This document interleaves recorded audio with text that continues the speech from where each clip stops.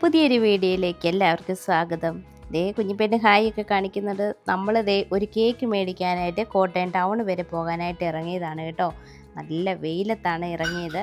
Bus പിടിച്ചാണ് പോകുന്നത്. അപ്പോൾ ദേ ബസ് നോക്കിയിരുന്ന ഏതായാലും ഒരു ബസ്സൊക്കെ വന്നു. അങ്ങനെ നമ്മൾ ടൗൺ എത്താറായി.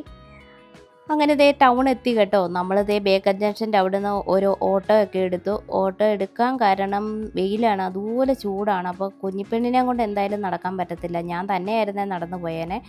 അപ്പോൾ അവളെ ഒരുപാട് വെയിൽ കൊള്ളിക്കണ്ടല്ലോ എന്നോർത്ത് നമ്മൾ ഓട്ടോ ഒക്കെ പിടിച്ച് ഈ കേക്ക് മേടിയിൽ തന്നെയല്ല, ചെറിയ കുറച്ച് സാധനങ്ങളൊക്കെ മേടിക്കണം. സാധനം മേടിയിലും എല്ലാം കഴിഞ്ഞ് നമ്മൾ കേക്ക് മേടിച്ചുകൊണ്ട് പോകാമെന്നാണ് ഉദ്ദേശിക്കുന്നത്. അങ്ങനെ ദേ നമ്മൾ ബേക്കർ ജംഗ്ഷൻ്റെ അവിടെ നിന്ന് റൗണ്ടാനെ എത്താറായി കേട്ടോ.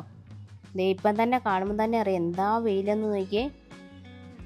അങ്ങനെ കറങ്ങി തിരിഞ്ഞ് ഏതായാലും നമ്മൾ ശീമാട്ടിക്കവല എത്തി കേട്ടോ.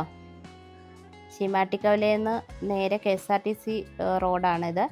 അങ്ങനെ പോയപ്പോഴത്തേനും അതെ ഇതൊക്കെ എന്താണെന്ന് വെച്ചാൽ നമ്മുടെ തിരുനക്കര മഹാദേവ ക്ഷേത്രത്തിൻ്റെ ഉത്സവം തുടങ്ങാൻ പോവുക ശനിയാഴ്ച. അപ്പോൾ അതിന് വേണ്ടിയിട്ടുള്ള അറേഞ്ച്മെൻറ്റ്സ് നടക്കുന്നേ ഉള്ളൂ. ശനിയാഴ്ചയാണ് കൊടിയേറുന്നത്. അപ്പോൾ അതിന് മുന്നേ എല്ലാം ഇവർ തീർക്കും കേട്ടോ. അപ്പോൾ അതൊക്കെ കണ്ടുകൊണ്ട് നമ്മളിത് തിരുനക്കര അമ്പലത്തിൻ്റെ അതിലേക്കൂടെയാണ് പോകുന്നത് കേട്ടോ. ഇത് നമ്മുടെ പഴയ സ്റ്റാൻഡാണ് കേട്ടോ. അതൊക്കെ പൊളിച്ചിട്ടേക്കുവാണ്. ഇപ്പം എന്താ അവിടെ ഒരു വെയിറ്റിംഗ് ഷെഡൊക്കെ വന്നിട്ടുണ്ട് കേട്ടോ. ഇനി നമ്മൾ തിരുനക്കര അമ്പലമാണ് കാണാൻ പോകുന്നത്. തിരുനക്കര ഉത്സവം എന്ന് കേൾക്കുമ്പോൾ എൻ്റെ മനസ്സിൽ പെട്ടെന്ന് വരുന്നത് പൂരമാണ് കേട്ടോ.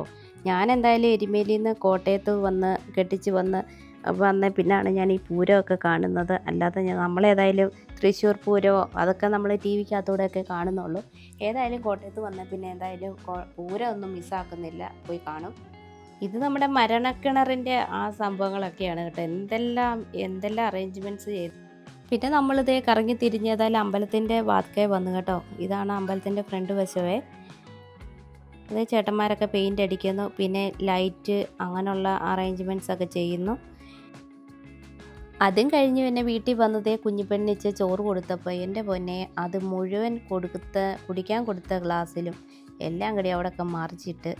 അപ്പോൾ ക്യാമറ കണ്ടത് സൂപ്പറാന്ന് പറഞ്ഞു. പിന്നെ ഞങ്ങൾ ഇത് കേക്കൊക്കെ സെറ്റ് ചെയ്ത് അവിടെ കുറേ കൂട്ടുകാരെയൊക്കെ വിളിച്ച്, നമ്മുടെ ബ്രദറിൻ്റെ പിള്ളേരൊക്കെ ഉണ്ടായിരുന്നു.